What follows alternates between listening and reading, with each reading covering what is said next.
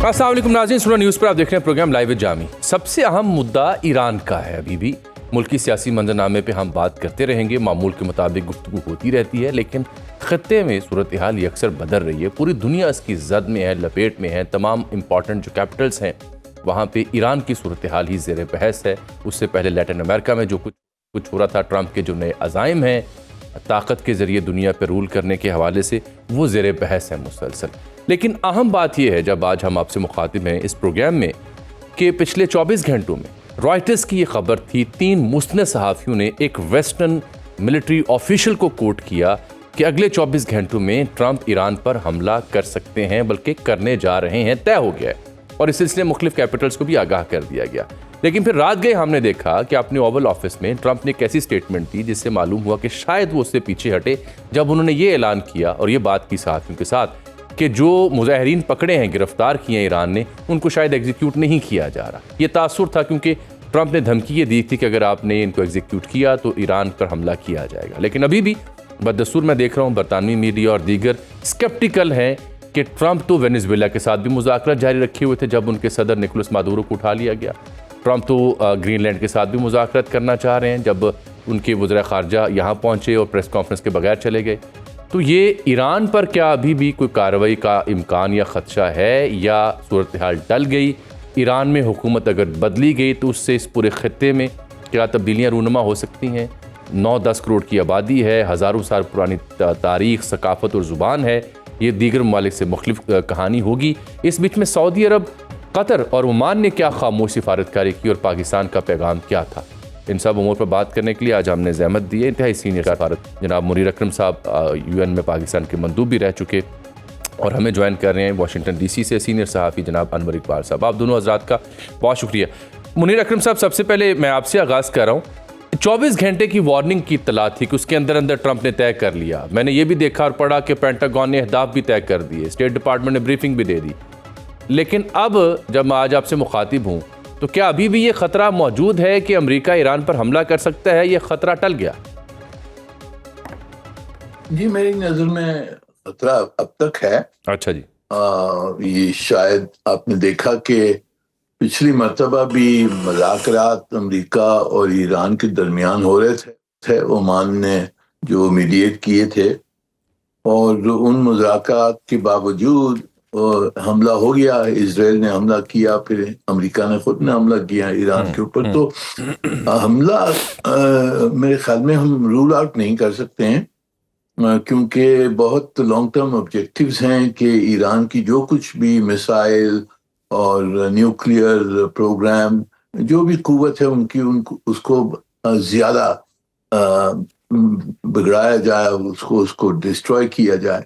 ये ऑब्जेक्टिव तो है, पर एट द सेम टाइम मेरे ख्याल में वो समझते हैं कि हमला करने का बहुत बड़ा इम्कान होगा पूरे खित्ते में, क्योंकि ईरानियों ने जो कहा है कि हम आपकी बेसिस को भी मारेंगे, पूरे खित्ते में हम अटैक करेंगे, तो उससे डिस्टेबलाइजेशन हो सकती है। और जो अमेरिका के दोस्त हैं अरब ममालिक गल्फ में, उन्होंने भी हिदायत शायद की हो कि ये ना करें, क्योंकि ये पूरे खित्ते में बहुत खौफनाक डिस्टेबलाइजेशन हो सकती है। तो ये हमला तो शायद हो सकता है, पर इंटरवीन करना रिजीम चेंज बनाने के लिए वो मुझे नामुमकिन नजर आता है। मेरे ख्याल में ईरानी हुकूमत ने काफ़ी हद तक डेमोन्स्ट्रेशन, जो प्रोटेस्ट थे, उसको सप्रेस कर लिया है। और अब जो मामला यही है कि जी वहाँ कितने लोग मर रहे हैं, किसको अभी तक एग्जीक्यूशन है या ना है, वो मेरे ख्याल में एक मार्जिनल इशू है, जिसके तहत अमेरिका मेरे ख्याल में चाहता है कि it would step back from ये जो थ्रेट्स जो किए थे ट्रंप साहब ने। मेरे ख्याल में वो ढूंढ रहे हैं कि किसी तरह से अपनी लेवरेज रखें, पर हमला करने का मेरे ख्याल में इरादा शायद बदल गया हो, शायद। ठीक, अनवर इकबाल साहब, वाशिंगटन से सर क्या खबर है? हवाला दिया, लेकिन अभी जब हम मुखातिब हैं आप सबसे, तो अभी भी अमेरिकन मीडिया यही कह रहा है कि अप्रोच जो है टू अटैक ईरान वो बदली है, कि मखसूस जगहों को टारगेट किया जाए ताकि आवाम उससे महफूज रहें. So what is the latest from Washington regarding this, sir? देखें, कंफ्यूजन है, कोई भी बात वाजे नहीं है. अलबत्ता अब भी लोग कह रहे हैं कि हमला होगा, कब होगा ये किसी को नहीं पता. होगा किस हद तक होगा, क्या अहदाफ होंगी, उस पे के बारे में भी कंफ्यूजन है. देखें, सदर ट्रंप ने एक बात और कह दी, जो यहाँ से कोशिश थी, एक पूरी लॉबी थी. आपने देखा कि सोशल मीडिया पे बहुत ज़्यादा प्रमोट किया जा रहा था साबिक शाह ईरान के साहबजादे को, जो क्राउन प्रिंस थे. तो उनके बारे में सदर ट्रंप ने कह दिया कि मुझे नहीं पता वो किस हद तक ईरान के अंदर कारआमद साबित होंगे, क्या वो एक्सेप्टेबल होंगे या नहीं, अच्छे आदमी हैं मगर एक्सेप्टेबल होंगे या नहीं ये वाज़ह नहीं है. तो एक जहन में उनकी ये भी बात भी है कि अगर वो मुदाखलत तो कर दें लेकिन कोई ऑल्टरनेटिव लीडरशिप मौजूद नहीं है तो ज़्यादा खून खराबा होगा, ज़्यादा जो है तवाज़ुन बिगड़ेगा. तो बहुत सारी चीज़ें अब उभर के आई हैं दो दिनों में ख़ास तौर पे. एक तो ये कि जैसा कि मुनीर अकरम साहब ने कहा कि थोड़ा सा टेंशन भी डिफ्यूज़ हुआ है, मुजाहरे भी कम हुए हैं, हुकूमत भी मजबूत होती नजर आई है. उन्होंने बड़े बड़े मुजाहरे अपने फेवर में भी करवाए. अमेरिका में बहुत सारे लोग कहना शुरू हो गए हैं, कांग्रेस में लोग कहना शुरू हो गए हैं कि ना हमला ना करें और ऑल्टरनेटिव देखें. ये भी कहा जा रहा है कि ईरान की जो माशी पाबंदियां वो बढ़ाएं, ईरानी पोर्ट्स जो हैं उनको आप उनका ब्लॉकेट कर दें, लेकिन हमला ना करें. मगर अब भी सिर्फ कंफ्यूजन है, कोई भी वादे तौर पे, जैसे परसों उन्होंने जो यहाँ व्हाइट हाउस के तर्जुमान ने उन्होंने कहा था कि सदर ट्रंप के कोई नहीं जानता कि क्या होने वाला है. तो अब भी सूरत हाल यही है. बिल्कुल ठीक. अच्छा मुनीर साहब, मैं आपसे जानना चाह रहा हूँ कि इन केस अगर अमेरिका अटैक करता है और ईरान ने जवाब देने की तैयारी भी कर रखी है, लास्ट टाइम भी उन्होंने कतर की अल अदेद एयरबेस पे हमला किया और इसराइल में वो भरपूर मिसाइल भेजते रहे, उनका डिफेंस सिस्टम जितना भी कामयाब हो ना हो, लेकिन एक पैनिक वहाँ फैला रहा. उन्होंने अपनी जो कैपेसिटी थी वो शो की ईरान ने. अब ये जो मैं देख रहा हूँ कि सऊदी अरब और दीगर ने अमेरिका को ये इंटीमेट किया है कि ऐसा करने से अब ईरान आबनाए हुर्मुज को ब्लॉक कर सकता है, आलमी मार्केट में तेल की कीमतें ऊपर जा सकती हैं. ईरान क्या वाकई इस आबनाए हुर्मुज का सिस्टम संभाल सकता है या उसमें रुकावट पैदा कर सकता है, इंटरनेशनल मार्केट डिस्टेबलाइज कर सकता है? जी देखिए, ईरान के पास अभी तक अस्करी काफ़ी कुव्वत है, शॉर्ट रेंज मिसाइल्स हैं उनके पास, और जो हॉर्मुज है वहाँ काफ़ी यानी माइनिंग कर सकते हैं, जिस वजह से जो ट्रैफिक है, ऑयल ट्रैफिक, उसको इंटरप्ट कर सकते हैं. पूरा हॉर्मुज को बंद करना शायद मुश्किल हो, पर डिस्ट्रप्शन काफ़ी हो सकती है क्योंकि बहुत छोटी जगह है. वहाँ अगर उन्होंने माइनिंग कर ली तो फिर ऑयल ट्रैफिक को एटलीस्ट बहुत स्लो डाउन कर देंगे. अगर पूरा ब्लॉक भी नहीं होता है तो काफ़ी इसमें स्लो डाउन तो हो सकता है. बिल्कुल ठीक, स्लो डाउन हो सकता है. अब अनवर साहब, मुझे अगर आप सुन पा रहे हो, ये जो मिडल ईस्ट के ममालिक ने बात की है और अमेरिका को जो पैगाम दिया है, आपके ख्याल में इसका कोई असर होगा या जो तय कर लिया ट्रंप साहब ने वो उसी के ऊपर कार फरमा रहेंगे? देखिए, मिडिल ईस्ट के ममालिक ने क्या पैगाम दिया है ये भी तो हम गेस कर रहे हैं ना. मसलन कल एक इंटरव्यू में इनके साबिक डायरेक्टर थे नेशनल सिक्योरिटी काउंसिल के, व्हाइट हाउस के, उनसे ही सवाल किया गया तो उन्होंने कहा कि हाँ, उनका पब्लिक बयान तो ये है, लेकिन जो दरपर्दा हमसे बात करते हैं तो वो कहते हैं कि हम आपकी हिमायत करेंगे, आप जरूर एक्शन लें, बल्कि हम पे प्रेशर डालते हैं कि एक्शन लें. तो ये बात भी कहना, यानी पाकिस्तान में ये तासुर पैदा किया जा रहा है कि सारी मुस्लिम उम्मा ईरान के खिलाफ के साथ खड़ी है. मुस्लिम उम्मा तो कभी किसी के साथ नहीं खड़ी हुई, अपने साथ भी नहीं खड़ी हुई. मुनीर अकरम साहब यहाँ बैठे हैं और उनको भी अच्छी तरह पता है कि कश्मीर पे किस तरह हमारे खिलाफ ममालिक मुख्तलिफ इजलास में, न्यूयॉर्क में भी बोलते रहे. मुस्लिम उम्मा नाम भी किसी चीज़ का सिर्फ एक जज्बाती वजूद है, इन रियलिटी कुछ भी नहीं है. तो वो कहाँ तक क्या कर रहे हैं, पब्लिकली क्या कर रहे हैं, दरपर्दा क्या कर रहे हैं, ये बात भी बिल्कुल वाज़ेह नहीं है. मुनीर साहब, ये तो आपको छेड़ दिया अनवर इकबाल साहब ने कि मुस्लिम उम्मा जो हमारी जज्बाती वाबस्तगी वो तो अपनी जगह, लेकिन वो हवाले दे के आपको उन्होंने मुखातिब किया अनवर साहब ने. क्या वाकई ये सिर्फ जज्बाती हद तक की कहानी है और दरपर्दा कुछ और चीज़ें होती रहीं जब भी आपने सर्व किया? ये देखें, डिप्लोमेसी में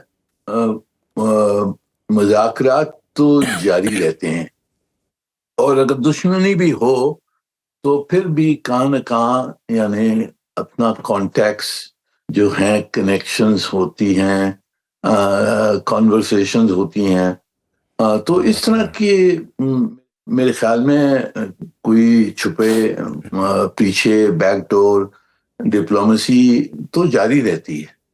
और इस वाक़ये में भी सब जाहिर है कि वो ईरानी फॉरेन मिनिस्टर और मिस्टर स्टीव विटकॉफ की आपस में कॉन्टैक्ट्स तो रहे हैं, अब वो मेरे ख्याल में वो जारी रहेंगे, कॉन्टैक्ट्स तो जारी रहेंगे, और उससे दूसरी मैसेजिंग हो सकती है, जो सही पोजीशंस हैं वो मुनीर साहब एक बड़ा नाज़रीन की कंजम्पशन के लिए ये फरमाइएगा कि ईरान की मौजूदा सरकार और मौजूदा बंदोबस्त, इस सब को देखते हुए जो मुजाहरे हुए, जितनी इन्फ्लेशन आई और जो बैनुल-अक़वामी दबाव है, आपके ख्याल में how long will they able to sustain, कितना अरसा वो इस बंदोबस्त को जारी रख पाएंगे, या फिर ये बिगाड़ का आगाज़ हो चुका और यहाँ तब्दीली होती आपको दिखाई दे रही है? जी देखें, रजीम चेंज ले आना बड़ा मुश्किल काम होता है, और रजीम चेंज के लिए अंदरूनी जो डिवीजन है, अंदरूनी तहत रजीम चेंज हर वक्त आता है। यानी कि अगर उनकी फौज हुकूमत के खिलाफ हो जाए तो रजीम चेंज हो सकती है। उनकी जो पॉलिटिकल पार्टीज हैं उनमें आपस में इतनी गहरी फूट हो जाए कि किस और को निकालना हो तो शायद इंटरनल चेंज हो सकता है। पर मेरे ख्याल में अब ईरान में अभी तक हुकूमत में कोई डिवीजन नहीं नजर आई है, क्योंकि पूरी वो यानी हुकूमत और जो IGRC है, IRGC जो है, वो अभी तक उनके साथ रही है। फौज में अभी कोई तब्दीली नहीं आई है उनकी पोजीशन में, एटलीस्ट नजर नहीं आ रही है। तो अगर ये सप्रेस कर जाते हैं तो फिर छोटी मोटी तब्दीली, शायद एक पॉलिटिकल लीडरशिप में इधर उधर चेंज हो, पॉलिसीज में कुछ चेंज आए, इकोनॉमिक पॉलिसीज में चेंज आए, कुछ नरमी दिखाएं, पर जब तक के अंदरूनी फूट नहीं होगी तो रजीम चेंज बड़ा मुश्किल नजर आता है। बिल्कुल ठीक। अनवर इकबाल साहब ये बताएं कि अब ये ट्रंप साहब ने अमेरिका में वेनेजुएला के साथ किया, कोलंबिया को भी आंखें, क्यूबा को भी, अब ग्रीनलैंड भी हथियाने के पीछे, साथ ईरान पर भी धमकी, और अब 75 ममालिक की वो जो इमिग्रेंट्स वाली कहानी, वो भी प्रोसेसिंग रोक दी, पाकिस्तान भी उसमें शामिल है। तो इसका इत्तलाक कब से होगा? इसका मतलब क्या है? क्या कोई आम शहरी अमेरिका का वीज़ा ही नहीं हासिल कर सकेगा? और ये भी क्या उन्होंने अपनी जो कोर कॉन्स्टिट्यूंसी है अमेरिका में, उसकी तवज्जो लेने के लिए इकदाम उठाए हैं, क्योंकि उनके नारे भी थे इलेक्शन कैंपेन में? देखें, ये तो उन्होंने जो बयान जारी किया उसमें उन्होंने वजाहत की थी कि 21 जनवरी से नाफिज होगा ये। 75 ममालिक हैं जिसमें पाकिस्तान भी शामिल है, गरचे अभी तक उन्होंने ऑफिशियल लिस्ट इशू नहीं की है, लेकिन जो कुछ यानी जो मुख्तलिफ जो अमेरिकन मीडिया आउटलेट्स हैं उन्होंने स्टेट डिपार्टमेंट को कोट करके सारे नाम शाया कर दिए हैं। और हमारे जो सफारत खाना है या दूसरे जो दीगर सफारत खाने हैं उनको भी उन्होंने भी कुछ कम्युनिकेट नहीं किया है, सिवाय इसके कि हाँ ऐसी लिस्ट मौजूद है, लेकिन आगे क्या एक्शन हो रहा है उस पर भी अभी इनकी कोई ख़ास सूरत हाल वाज़ह नहीं है। आपकी बात दुरुस्त है, इमिग्रेशन एक बड़ा यहाँ जज्बाती इशू है, और यहाँ एक हल्का है जो महसूस करता है कि इस मुल्क में आहिस्ता आहिस्ता सफ़ेद फाम अफराद अक़लियत बनते जा रहे हैं, वो उसको रोकना चाहते हैं। वो अब पहले ऐसा कभी अमेरिका में नहीं हुआ था, लेकिन अब आपको सफ़र करते हुए ख़ास तौर पर रात को इवन न्यूयॉर्क से वॉशिंगटन जाते हुए अगर आप रेस्ट एरिया में रुके तो एक दो वाक़यात हो जाते हैं आपको गुजरते हुए, कोई ना कोई कह के जाता है कि ट्रंप आ गया है, बोरिया बिस्तर बांधो निकल जाओ, कब तक हमारे मुल्क में दंदनाते फिरोगे जाओ। तो ये तो फीलिंग्स बहुत आम हो गई हैं। बड़ी अलार्मिंग है ये। मुनीर अकरम साहब, ये इस सूरत हाल कैसे पहुंची? ये सिर्फ रिपब्लिकन्स का इशू है या वर्ल्ड वाइड दुनिया को ये रियलाइज़ हो रहा है लिबरल डेमोक्रेसी के नॉर्म्स बदल रहे हैं? جی صحیح ہے، لبرل ڈیموکریسی لبرل نہیں رہی ہے اب تک، اور اب یہ تبدیلی آپ دیکھ رہے ہیں امریکہ میں تو اینٹی امیگریشن جو موومنٹ چلا ہے، بالکل یعنی کہ ایک جو ان کا خیال ہے کہ امریکہ واپس ایک سفید ملک ہو، وائٹ امریکہ ہو، اسی طرح سے یورپ میں بھی امیگریشن کے خلاف کافی موومنٹس ہیں، رائٹ ونگ موومنٹس ہیں، فرانس میں، جرمنی میں بہت تگڑی ہیں، اٹلی میں تو حکومت کر رہے ہیں، تو یہ ایک ویو ہے امیگریشن کے خلاف پوری جو ویسٹرن ورلڈ میں، پر امریکہ میں زیادہ یہ ایکیوٹ ہو گیا کیونکہ ٹرمپ صاحب اس کی لیڈرشپ لے لی ہے، اور ان کا جو بیس ہے وہ بالکل ایک ایکسٹریم پوزیشن لے لی ہے، جو آپ نے دیکھا ہے یہ آئس کی جو اینٹی امیگریشن ایکشنز ہیں، تو کافی اندرونی پھوٹ بھی ہو گئی ہے اس بارے میں ریپبلکنز اور ڈیموکریٹس کے درمیان، اور اس کا میرے خیال میں امکان کافی ہوگا۔ اب یہ اینٹی امیگریشن میں اب سب کو بند کر دیا ہے، پاکستان کی بھی امیگریشن بند ہو گئی ہے، تو اب دوسرے جو ملک ہیں وہ دیکھیں گے بھی امریکہ کے ساتھ کیا برتاؤ ہونا چاہیے ہمارا، جب وہ ہمیں چاہتے نہیں ہیں، ہم سے انٹریکشن نہیں کرنا چاہتے ہیں، اپنے آپ کی دنیا میں رہنا چاہتے ہیں، تو امریکہ کی جو ایکسٹرنل ریلیشنز ہے اس پہ کافی امپلیکیشنز ہوں گی اس قسم کی پالیسیز کے۔ بالکل ٹھیک۔ انور صاحب، مڈ ٹرم آنے والے ہیں، مقبولیت کا گراف بھی نیچے تھا، وینزویلا سے لے کے ایران اور پھر یہ امیگریشن والی کہانی، ایک عام خیال یہ بھی پایا جاتا ہے ہمارے یہاں کہ شاید وہ اپنی مقبولیت کے گراف کو بہتر کرنا ہے، لیکن ساتھ گرین لینڈ والی کہانی بھی واضح کر دیں، ان کے بھی کچھ حکام آئے تھے، پریس کانفرنس کیے بغیر چلے گئے، تو اس کو بھی باقاعدہ ہتھیانے کا پلان بن چکا۔ دو سوال آپ کی خدمت میں انور صاحب۔ جی، پہلی بات تو یہ کہ امیگریشن کا جو یہ ہے کیا پہلی بات آپ نے کیا کی تھی؟ میں عرض کر رہا ہوں آپ سے، یہ امیگریشن والی کہانی ہو، ایران پر حملہ یا وینزویلا، یہ سب مڈ ٹرم آنے والے ہیں، مڈ ٹرم سے پہلے ان کی پاپولیرٹی گراف نیچے گیا ہوا ہے، تو بالکل یاد آ گیا مجھے، تو بالکل صحیح ہے، آپ بالکل درست کہہ رہے ہیں، اس کا تعلق ہے مڈ ٹرم الیکشن سے، اور وہ سمجھتے ہیں کہ ایک پاپولر کاز ہے، اور اگر یہ اس کو انہوں نے ویپ اپ کیا تو وہ الیکشن جو ہے مڈ ٹرم الیکشن جیت سکتے ہیں، کیونکہ ان کے لیے بہت اہم ہے۔ صدر ٹرمپ پورا ایک ایجنڈا لے کے آئے ہیں، جب وہ الیکشن سے پہلے وہ کہتے تھے کہ اگر ہم منتخب ہو گئے 4 سال کے لیے تو 4 سال کے بعد جو امریکہ میں چھوڑ کر جاؤں گا وہ پہچانا نہیں جائے گا، اور پھر آپ نے دیکھا ہوگا جو ویژن 2025 کے نام سے ایک دستاویز جو ہیریٹیج فاؤنڈیشن نے شائع کی تھی، پہلے اس کو انہوں نے ڈسون کیا، صدر ٹرمپ نے منتخب ہونے کے بعد انہوں نے کہا کہ نہیں کوئی اتنی بری ڈاکیومنٹ بھی نہیں ہے، اور تو اس کے مطابق سے اس میں یہ چیز شامل ہے امیگریشن کو ڈسکریج کرنا، ختم کرنا، بلکہ بالکل بند کر دینا۔ تو میں سمجھتا ہوں کہ وہ یہ سمجھتے ہیں کہ اگر اس چیز کو ویپ اپ کیا جائے گا تو وہ الیکشن جیت جائیں گے، اور الیکشن جیتنا اس لیے اہم ہے کہ اگر وہ یہ الیکشن ہار جاتے ہیں اور کانگریس میں، سینٹ میں اور ہاؤس میں دونوں میں اکثریت اگر ڈیموکریٹس کی ہو جاتی ہے تو ان کے ایجنڈا کی جو باقی چیزیں ہیں اس کو صدر ٹرمپ نافذ نہیں کر سکیں گے۔ اچھا، جو بات آپ نے وہ بات کی گرین لینڈ کی، تو گرین لینڈ نا امریکہ کے ساتھ رکھا ہوا ہے جی، اور ہر امریکی صدر کو نظر آتا ہے اور عام امریکیوں کو بھی نظر آتا ہے کہ ایک بہت بڑی لینڈ ہے جو الاسکا سے بھی بڑی ہے، اور اس کی آبادی صرف 56,000 ہے، ٹھیک ہے، تو وہ اور پھر امریکہ کا وہاں ایک ایئر فورس بیس بھی موجود ہے، تو وہ یہ سمجھتے ہیں کہ وہ ایک نیچرل طریقے پہ امریکہ کا ہی حصہ ہے، بے شک اس کو امریکہ کا اگر ملک کا حصہ نہ بنایا جائے، ایک ریاست نہ بنایا جائے، اس کے باوجود وہاں جو ہے کنٹرول امریکہ کا ہی ہونا چاہیے۔ اور میں سمجھتا ہوں کہ چونکہ ڈنمارک ذرا وینزویلا نہیں ہے، ڈنمارک ایک ایسا یورپین ملک ہے جس کے یہاں بہت ہمدردیاں ہیں امریکہ میں، ڈنمارک کو، ناروے کو، ان کو یہاں بہت اچھا سمجھا جاتا ہے، تو ہو سکتا ہے ملٹری ایکشن کی طرف نہ جائیں، لیکن وہ دباؤ ڈال کے کوئی نہ کوئی سمجھوتا کرنے کی ضرور کوشش کریں گے اور شاید کامیاب بھی ہو جائیں ڈنمارک کے ساتھ۔ بہت شکریہ جناب انور اقبال صاحب اور جناب آپ دونوں قیمتی وقت کا۔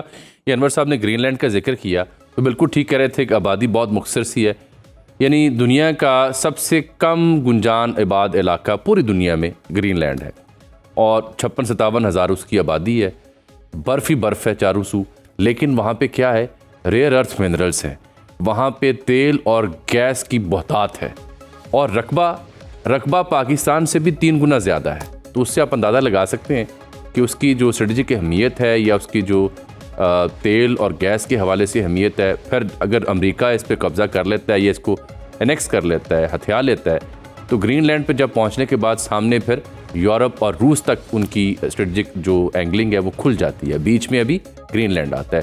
تو یہ وہ وجوہات ہیں جس کی بنیاد پہ گرین لینڈ کے اوپر ہمیشہ سے امریکی نظر رہی. اور اب ڈینش پرائم منسٹر کے ساتھ پریس کانفرنس میں تو ان کے گرین لینڈ کے پرائم منسٹر نے کہا تھا کہ وہ امریکہ کی بجائے ڈینمارک کے ساتھ جانا پسند کریں گے, لیکن ٹرمپ کو یہ آئیڈیا ابھی تک پسند نہیں آیا. دیکھتے ہیں کہ یہاں پہ وہ کب کارروائی کرتے ہیں. فی الحال پروگرام میں ایک بریک آیا چاہتی ہے اور بریک کے بعد اب ذرا بین الاقوامی منظرنامے سے اتر کے مقامی منظرنامے پہ آتے ہیں اور دیکھتے ہیں کہ یہاں کیا گل کھلائے جا رہے ہیں سیاستدانوں کی جانب سے. پروگرام میں ایک بار پھر سے آپ کو خوش آمدید کہتے ہیں. ابھی ہمیں جوائن کیا ہے پاکستان مسلم لیگ نون کے سینئر رہنما سینٹر طاہر خلیل سندھو صاحب نے, پاکستان تحریک انصاف کے سینئر رہنما معروف قانون دان جناب ایڈوکیٹ شفقت اوان صاحب نے. آپ دونوں کا بہت شکریہ, آپ تشریف لائے. کئی ایک موضوعات ہیں آپ سے بات کرنی ہے. شفقت صاحب, مجھے آپ کی توجہ سب سے پہلے چاہیے. اچکزئی صاحب کو نامینیٹ کیا جاتا ہے, اسپیکر صاحب بار بار یقین دہانی کرواتے ہیں, پھر اطلاع ملتی ہے کہ ان کے سابقہ بیانات جو ہے ان کی چھان پٹک کی جا رہی ہے.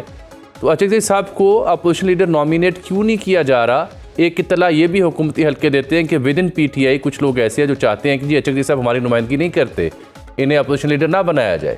یہ کیا معاملہ ہے؟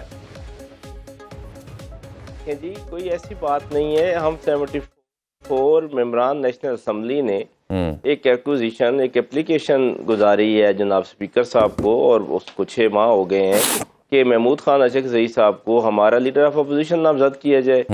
تو انہوں نے پھر کہا جی کچھ سگنیچر میچ نہیں ہو رہے. تو ہم سارے لوگ 2 دن پہلے 3 دن پھر ان کے آفس میں چلے گئے کہ بھائی بتائیں کون ہے جس کے میچ نہیں ہو رہے. ہم سارے آپ کو کہہ رہے ہیں کہ انہیں مقرر کر دیا جائے, اور انہوں نے وعدہ کیا ہے کہ یہ سیشن کل ہوگا تو اس میں وہ مقرر ہو جائیں گے. کوئی لاجک نہیں ہے, کوئی بات نہیں ہے کہ ان کو کیوں ڈیلے کیا جا رہا ہے. آپ کی نیشنل اسمبلی کمپلیٹ ہی نہیں ہے جب تک لیڈر آف اپوزیشن وہاں پہ نہیں ہے. تو پاکستان تحریک انصاف کے جتنے ممبران ہیں سارے ایگری ہیں, اور ساروں نے ہی کہا ہے کہ اپلیکیشن دی ہے کہ ان کو مقرر کیا جائے. ٹھیک, تو طاہر خلیل سندھو صاحب کیا وجہ بن رہی ہے جب ان کے ہاں جو کلیئرٹی ہے حکومت کیوں نہیں اپوزیشن لیڈر تعینات کرتی؟ اچکزئی صاحب سے کیا مسئلہ ہے قبلہ؟ جی بہت شکریہ جامی صاحب آپ کا بھی اور سونو ٹی وی کا بھی. میرے بھائی ہیں شفقت اوان صاحب, ہی نوز کہ ہی از اے پریکٹسنگ لائر, اور ہم لکیلی میں بھی ایڈوکیٹ ہوں کافی عرصہ سے. ان کو پتہ کہ یہ جو پینڈنگ تھا ان کا مسئلہ سب جوڈس تھا اپوزیشن لیڈر کے بارے میں, گوہر یوسف صاحب کا کیس چل رہا تھا. تو پچھلے ہفتے انہوں نے ڈاکومنٹس لا کے دیے ہیں کہ وہاں سے کلیئر ہو گیا, تو اس کے بعد پروسیجر شروع ہو گیا.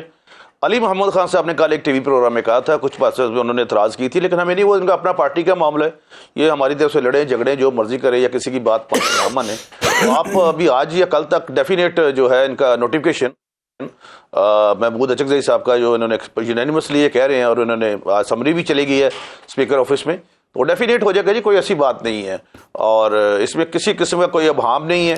لیکن چونکہ معاملہ سب جوڈس تھا, اور اوان صاحب مجھے اس بات پہ آئی ہوپ بیل آؤٹ کریں گے, کیونکہ انہی کی طرف سے پٹیشن دائر تھی پشاور ہائی کورٹ میں اس اپوزیشن لیڈر کی تقرری کے حوالے سے. تو جب تک وہ ڈیسائیڈ نہ ہوتا پھر انہوں نے وہاں سے وڈرا کیا, اور پھر اس کے کاغذات لا کے دیے ہیں انہوں نے اسپیکر صاحب کو. تو ڈیفینیٹ یہ کل تک ہو جائے گا. جی اوان صاحب یہ مطلب ہے تسی آپ ہی ذمہ دار ہو, تسی گل پا رہے ہو حکومت دے اوتے؟ بالکل ایسی بات نہیں ہے. طاہر خلیل سندھو صاحب کو میں یہ بتانا چاہتا ہوں کہ الیکشن تھا جس دن, یہ میرے پاس ججمنٹ پڑی ہے بھائی, میں بھیج دیتا ہوں اوان صاحب. جی میں آپ کو ججمنٹ بھیج دیتا ہوں کہ میں تو اپنا کیس کب سے, مجھے بات کرنے دیں گے آپ. اور اس کو وڈرا ہوئے ایک بہت ٹائم گزر چکا ہے, اور اس کے اب آپ مجھے بولنے دیں گے؟ نہیں بولیں, وہ صرف سندھو صاحب صرف یہ کہہ رہے ہیں کہ میرے پاس وہ ججمنٹ ہے جس کا وہ حوالہ دے رہے ہیں, بلکہ ہوا میں لہرا رہے ہیں وہ آن ریکارڈ. جی شفقت صاحب بات پوری کر لیں. صرف ان سے کہیں کہ اس پہ ڈیٹ پڑھ لیں کہ وہ کیس کب وڈرا ہوا تھا, تو ان کو بھی سمجھ آ جائے گی اور مجھے بھی سمجھ آ جائے گی. جی طاہر خلیل سندھو صاحب, بات اتنی ساری ہے. یہ 2 کیسز تھے ان کے. جس پہلے کیس کی بات کر رہے ہیں وہ تھا جب ان کو اپنا جو آپ کے پاس ججمنٹ ہے جس کو لہرا رہے ہیں, اس ججمنٹ پہ ڈیٹ پڑھیے گا کہ اس ججمنٹ پہ کیا ڈیٹ لکھی ہوئی ہے کیس وڈرال کی. یہ ہے نہیں پڑھیں گے آپ یقیناً؟ نہیں بالکل پڑھیں گے. 2 ہفتے پہلے کی ہے, 2 ہفتے پہلے کی. ہاں جی نہیں ڈیٹ بتائیے گا, ڈیٹ کیا ہے؟ وہ کہہ تو رہے ہیں 2 بتا ہفتے تو رہا ہوں بھائی, ابھی میں پڑھ کے اس کے بعد بتاتا ہوں. میں 2 ہفتے پہلے میں نے آپ کو کہہ دیا, میں آپ کو بھیج دیتا ہوں. مجھے ڈیٹ بتا دیں. چلے وہ اتنی دیر میں تاریخ نہیں, مجھے ڈیٹ بتا دیں. جامی صاحب ان سے ڈیٹ پوچھ لیں بس. ایوان صاحب I'm not bound. جامی صاحب ان سے ڈیٹ پوچھ لیں. اگر میں آپ ان سے ڈیٹ پوچھ لیں بس. پہلے پیج پر سب سے اوپر ڈیٹ لکھی ہوتی ہے. سر یہ کیا بات ہوئی؟ میں تو وڈرال جو ہے وہ بتا رہا ہوں. مجھ سے سینئر ہیں. جی جی, ان کو کہیں پہلا پیج نکالے اور ہیڈ نوٹ کے بالکل رائٹ نیچے ڈیٹ لکھی ہوگی, مجھے وہ ڈیٹ پڑھ کے بتا دیں. چلے ایک منٹ. ایوان صاحب آپ بتا دیں کس ڈیٹ کو وڈرا کیا آپ نے؟ جی وہ مجھے ایگزیکٹ ڈیٹ یاد نہیں ہے, but it was 3 months ago. تو پھر اگر آپ کو یاد نہیں تو آپ مجھ سے کیوں بار بار یہ پوچھ رہے ہیں پھر؟ اس لیے کہہ رہا ہوں کہ آپ 2 ہفتے کر رہے ہیں, مجھے ڈیٹ بتا دیں. میں 3 month پہلے کی بات کر رہا ہوں. آپ کے پاس ڈیٹ بھی بتا دوں گا, بتا دیتا ہوں. آپ اس کے پہلے پیج پر لکھی ہوگی. ایک منٹ ٹھہرے نا, اس بات کو بھی کر لیتے ہیں, مکمل کر لیتے ہیں. میں آپ کو بتا دیتا ہوں ڈیورنگ وقفہ. لیکن مطلب یہ کوئی بون آف کنٹینشن تو نہیں ہے نا, میں آپ سے جھوٹ تو نہیں بول سکتا. آپ کو پتہ بھی ہے میرا آپ کا تعلق ہے. آپ میرے بھائی ہیں, لیکن آپ ڈیٹ پڑھیں گے تو معاملہ حل ہو جائے گا. نہیں تو آپ یار یہ کہاں پہ آپ اٹک گئے ہیں؟ میں سادہ کرتا ہوں. دیکھیے میرے ساتھ سادہ کرتا ہوں. شفقت صاحب آپ کی سوئی تاریخ پہ کیوں اڑی ہے, اس کے پیچھے لاجک کیا ہے؟ پھر میں سندھو صاحب سے ذرا اس کا جواب لیتا ہوں. میں اس لیے اڑی ہوئی ہے کہ کیس وڈرا ہوئے کوئی 4 مہینے پہلے ہم نے یہ کیس وڈرا کر چکے ہیں, اور یہ آج کی بات نہیں ہے. اور اس کے بعد ہم مسلسل کہہ رہے ہیں کہ please nominate Mahmood Khan Achakzai as a leader of opposition, اور یہ کہتے ہیں جی کیس آج انہوں نے وڈرا کی ہے. میں اس لیے اس پہ سوئی اٹکی ہوئی ہے کہ جائز غلط طریقے سے روکے رکھا اور آج عدالت کا سہارا لے رہے ہیں. میں اس لیے کہہ رہا ہوں. ٹھیک ہے, یہ ہے وہ سندھو صاحب, یہ ہے وہ منطق جو شفقت صاحب جس کی وجہ سے بار بار تاریخ کے اوپر اڑے ہوئے ہیں. اب آپ فرمائیے. نہیں میں بار بار یہ کہہ رہی ہوں, میں کب کہہ رہا ہوں کہ 4 ماہ والی بات غلط ہے. 2 ہفتے پہلے یا 3 ہفتے پہلے یہ انہوں نے اسپیکر آفس جمع کروائی ہے. ان سے پوچھے, آپ لے لیں ان کو جاتے 3 ہفتے سے یہ 12 آپ چیف وپ صاحب کو لے لینا لائن پہ. آپ چیف وپ آپ دیکھیں, آپ چیف وپ کو لے لیں کہ آپ کب انہوں نے وڈرا کیا وہاں پہ گوری ایوب صاحب نے, اور کب یہاں پہ بھیجی ہے. جی بالکل, عامر ڈوگر صاحب کو ابھی لائن پہ لیں اور ان کو یہ پوچھیں کہ سپریم کورٹ آف پاکستان میں یہ معاملہ پینڈنگ تھا. جی عامر ڈوگر صاحب کو لے لیں, وہاں چلا گیا تھا. چلیے یہ تو طے ہو جائے گا, لیکن کلیئرٹی یہ دے رہے ہیں سندھو صاحب کے, چونکہ آپ نے وہ واپس. اچھا مجھے بتائیں جامی صاحب, یہ میرے بھائی ہیں اور سینئر قانون ہیں, مجھے یہ بتائیں ان کے پاس اگر ججمنٹ ہے تو اس پہ ڈیٹ کیوں نہیں ہوگی؟ ججمنٹ کے پہلے پیج پہ ڈیٹ ہوتی ہے. جی یار بات سن, دیکھیں جامی صاحب یہ تو کوئی مسئلہ نہیں ہے, اس بات پہ تو پروگرام نہیں ہو رہا کہ ڈیٹ کی وجہ سے ہم پروگرام نہ کریں آگے. میں کو ججمنٹ سینڈ کرتا ہوں, خود بھی پڑھ لے میں, لیکن سر تاریخ کا مطلب نہیں, تاریخ پہ تاریخ نہ دے. پھر یہ وہ 4 ماہ کی بات کرے, میں 2-3 ہفتے کی بات پہلے بات کر رہا ہوں. ٹھیک چلیے, اب آپ کلیئرٹی, اس میں کون سا مسئلہ ہے؟ نہیں اب آپ اس کو قصے کو یوں نمٹا لینا کہ آپ کہہ رہے ہیں کہ جی ہو گیا مسئلہ حل ہو گیا, جلد نوٹیفیکیشن جاری کر دی جائے گا, یہ آپ نے کہا آن ریکارڈ. جی ہو گیا جی. چلو ایک گل تو موگی اگے چلو. میں آپ کہہ رہا ہوں, اب بھی آن ریکارڈ کر رہا ہوں کہ ان کی فائل چلی گئی ہے اسپیکر صاحب کے آفس میں, آج یا کل تک ان کا نوٹیفیکیشن ہو جائے گا. جی اور لیڈر آف اپوزیشن کو ایک لمبے عرصے تک تعینات نہ کرنے کی کوئی ریزن بھی بتائیں. میں آپ سے سمجھنا چاہ رہا ہوں نا شفقت صاحب, کیا وجہ ہے, کیا وجہ ہے. سو مینی ریزنز آپ کی اپنی. سندھو صاحب ٹھہرے گا, سندھو صاحب ٹھہرے گا. شفقت صاحب کیا وجہ ہے کہ from with in P T I جو اپوزیشن لیڈر تھے, اس کے بعد آپ تحریک تحفظ عین پاکستان کے رہنما کو خان صاحب نے نامینیٹ کیا, تو کیا وجہ ہے کہ حکومت لیڈر آف اپوزیشن کیوں تعینات نہیں کر رہی؟ آپ کے خیال میں کیا وجہ؟ میں بتاتا ہوں. جی میں بتاتا ہوں کہ ہم نے یہ, آپ یہ پوچھنا چاہ رہے ہیں کہ why we nominated Mahmood Khan Achakzai instead of our own person. 2 سوال میں آپ سے پوچھ رہا ہوں, آپ نے پی ٹی آئی کی بجائے اچکزئی صاحب کیوں نامینیٹ کیے, اور دوسرا حکومت کیوں اپوزیشن لیڈر نہیں لگا رہی؟ دو سوال ہیں, مختلف سوال ہیں یہ 2. پہلے سوال کا جواب یہ ہے کہ ہمارے leader of opposition from National Assembly Umar Ayub صاحب, leader of opposition from Senate Shibli Faraz صاحب, leader of opposition from Punjab Assembly Malik Ahmad Khan Bachar صاحب, اور ہماری پارلیمانی لیڈر ترتاج گل صاحبہ کو سزا کر دی گئی. بالکل ٹھیک ہے. خان صاحب نے کہا کہ ہم اپنا بندہ پھر اپوائنٹ کریں گے, تو یہ کسی ایسے ہی بھونڈے کیس میں ان کو پھر سزا کر دیں گے, اور ایک اور سیٹ سے ہم یا 2 سیٹوں سے ہاتھ گنوا بیٹھیں گے. تو اس لیے ان کو نامینیٹ کیا گیا کہ یہ شاید ان کے اس حد تک نہ جائیں کہ, اور پارٹی کے لوگوں کو ڈسکوالیفائی کریں. دوسری بات یہ ہے کہ محمود خان اچکزئی صاحب آئین کی بات کرتے ہیں, محمود اچکزئی صاحب سول سپرمیسی کی بات کرتے ہیں. محمود اچکزئی صاحب کہتے ہیں کہ آئین کو اپنی اصل صورت میں بحال کرو جو 73 کا ہے. یہ وہ باتیں ہیں جو آج کے لوگوں کو پسند نہیں آتی, اور صرف سمپل یہی ریزن ہے ان کو ڈیلینگ ٹیکٹکس کر کے کہ وہ جتنا زیادہ اسمبلی میں بطور لیڈر آف اپوزیشن ہوں گے اتنا زیادہ بولیں گے. میں سمجھ گیا. آپ کی دلیل یہ ہے کہ جی یہ وجہ ہے جس کی وجہ سے حکومت ان کو اپوائنٹ نہیں کر رہی. اب اس پہ ظاہری بات ہے طارق خلیل جواب سے بنتا ہے, ان کا جواب سنتے ہیں ایک چھوٹی سی اور انتہائی مختصر سی بریک کے بعد. پروگرام میں ایک بار پھر سے خوش آمدید. آپ نے بریک سے پہلے شفقت عوان صاحب کی گفتگو سنی, انہوں نے اعتراض عائد کیا حکومت کے اوپر, ان کی انٹینٹ کے اوپر کہ کیوں نہیں اپوزیشن لیڈر وہ نامینیٹ کر رہے. سندھو صاحب آپ تو بڑی آئین کی بات کرتے ہیں, قانون کی, عدالتی احکامات کی, یہ وجہ بنی ہے کہ آپ نے اچکزئی صاحب کو اس لیے نامینیٹ نہیں ہونے دیا, تاخیر اس لیے کیا کہ وہ آئین کی بات کرتے ہیں؟ تو باقی یہ جتنے لوگ ہیں پی ٹی آئی کے, یہ آئین کی, یہ اس کا مطلب ہے یہ کوئی آئین کی ان میں سے بات کو نہیں کرتا, صرف اکیلے وہی آئین کی بات کرتے ہیں. ہر کوئی آئین کی سپرمیسی کے لیے بات کرتا ہے, ہم بھی وہی کرتے ہیں, وہی ہم کر رہے ہیں. اس میں ایسی تو سر کوئی بات نہیں جامی صاحب. نہیں, انہوں نے کہا تاخیر کی وجہ جو ہے وہ کہہ رہے ہیں تاخیر کی وجہ آپ کی یہ ایل انٹینٹ ہے, وہ کہہ رہے ہیں ایل انٹینٹ ہے آپ کی. نہیں سر دس از ناٹ ایل انٹینٹ. ان کو جو پروسیجر ہے, اور یہ کانسٹیٹیوشن میں نہیں ہے پروسیجر, شفقت صاحب کو پتہ, یہ رولز میں ہے کہ جو speaker has to verify and recheck the signatures of all the signatures of all the members, then he has to nominate the opposition leader. تو یہ پروسیجر ہے, پورا ہونا تھا, ہو گیا بس. اب اس میں کیا رکھا ہے, ٹھیک ہے اپوزیشن لیڈر بھی آ جائے گا کل تک ان کا. چلیے کوئی ایل انٹینٹ نہیں ہے جی. بالکل ٹھیک ہے. اس کے ساتھ اب ساتھ ہی پیرالل وہ جو مذاکرات کی کہانی تھی, جو پی ایم کی آفر تھی, وہ کہاں تک پہنچی؟ کیا پی ٹی آئی نے آپ سے رابطہ کیا حکومت سے؟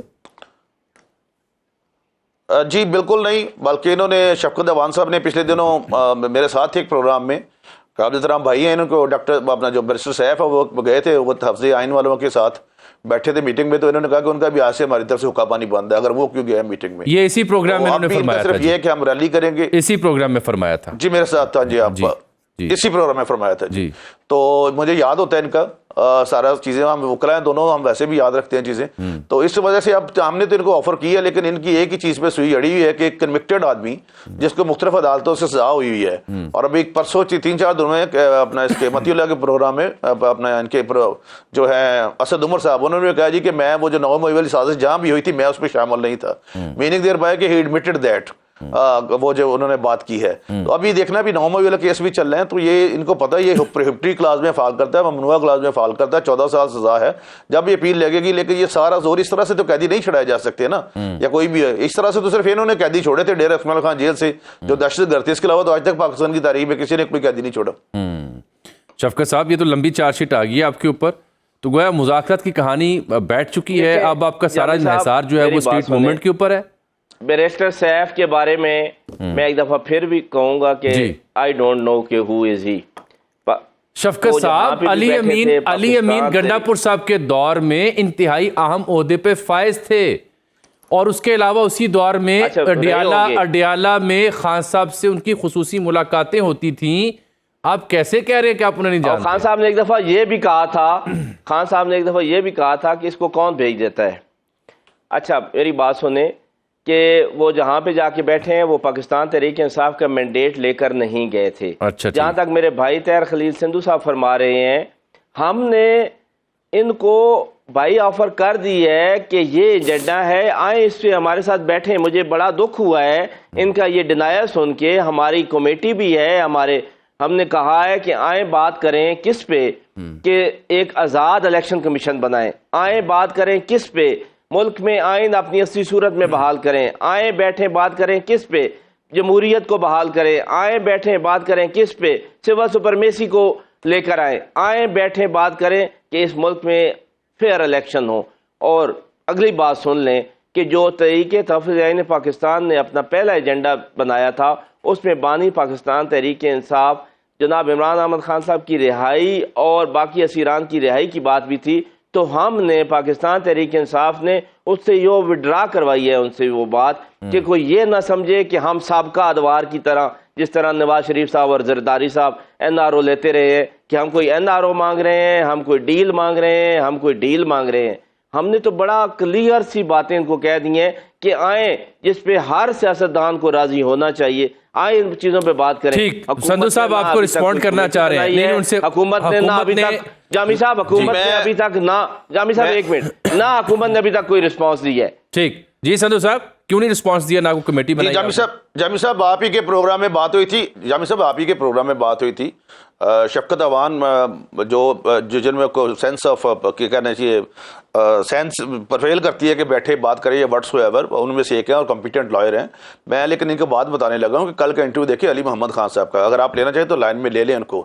یہ جو کہہ رہے ہیں نا 2 مطالبات ہم نے وڈرا کروائے ہیں, ان کا آج تھا کہ اگر آپ نے وڈرا کرنے, کل کے پروگرام میں اگر آپ نے یہ 2 مطالبات وڈرا کرنے ہیں تو ہم میں ایسی بات کو اسد قیصر صاحب کو انہوں نے کہا, برسٹر کو کہا, اچک زئی صاحب کو کہا, اور ایک چوتھا نام اور ہے پتہ نہیں کون سے وہ ڈوگر صاحب کو, کہ میں ایسے مذاکرات کو نہ مانتا ہوں نہ ایسی بات کرتا ہوں. ٹی وی پروگرام ہے, لائیو پروگرام ہے کل کا, ان سے پوچھتے بے شک ان کو لائن میں لے لیں. کیا علی محمد خان کے نہ ماننے سے جی میں ویسے آپ کی, یا تو آپ کا ایوان صاحب آپ کی پارٹی کا مسئلہ, مجھے کوئی اعتراض نہیں ہے, میں ویسے کہہ رہا ہوں, لیکن آپ کو لاسٹ ٹائم جامی صاحب کے پروگرام اسی میں سنو ٹی وی پہ بات ہوئی تھی کہ آپ ایک پروگرام آپ ابھی لکھ کے تو دیں, کم از کم چیز دیں تو صحیح, تاکہ کل کو آپ کہہ سکیں کہ ہم نے ان کو یہ لکھ کے دیا تھا, نہیں بٹھایا, کچھ تو کریں آپ. میری بات سنیں, ہمارے لکھ کے دیا 80 ممبران ہیں یا 74 یا 75 ممبران ہیں, کسی کا پوائنٹ آف ویو ڈفرنٹ ہو سکتا ہے, یہ تو نہیں ہے کہ کسی کا ڈفرنٹ نہ ہو, لیکن ہم نے ان کو کہہ دیا ہے کہ آئیں ان چیزوں پہ بات کریں, اور یہ میڈیا پہ بھی کہہ دیا ہے, اس کو پبلکلی بھی کہہ دیا ہے, اور اسی پہ ہی بار بار کہہ رہے ہیں کہ آئیں ان چیزوں پہ بات کریں. اگر علی محمد خان صاحب کو کسی ایک آدھ چیز پہ عوان صاحب can you send any documentary evidence to the Jami صاحب, نہیں can you send any evidence regarding this written statement to the Jami صاحب؟ آپ سپیکر صاحب کے پاس جائیں, سپیکر صاحب کو بھی یہ چیزیں مطلع کر دی گئی ہیں, لیکن حکومت سنجیدہ نہیں ہے. ابھی تک نہ کوئی کمیٹی بنی ہے اور نہ ہی حکومت نے ہمیں اس کا کوئی رپلائی دیا ہے. حکومت سے تو جواب لیں کہ وہ کیا چاہ رہے ہیں. بھائی ہم نہیں, آپ اپنا جواب دینا. علیمہ باجی کہتی ہے کہ جو بھی مذاکرات ان میں سے کرے گا وہ ہم میں سے نہیں ہوگا, وہ عمران خان کا دشمن ہوگا. ہاں, وہ اس لیے کہتی تھیں کہ اس میں عمران خان صاحب کی رہائی کی بات تھی, تو وہ کہتی تھیں کوئی یہ نہ سمجھے کہ ہم نواز شریف کی طرح این آر او مانگ رہے ہیں. چلیے اس پہ حضرات گرامی عرض یہ ہے کہ آپ دونوں عالم فاضل لوگ ہیں, تو آپ جو ہے نا وہ زیادہ وقت مانگتی ہے. تو آج میرا وقت یہاں ختم ہو گیا, میں آپ دونوں کا بہت مشکور ہوں. ناظرین آج کے پروگرام میں اتنا ہی, ملاقات آپ سے ہوگی اگلے شو میں, تب تک کے لیے اللہ حافظ.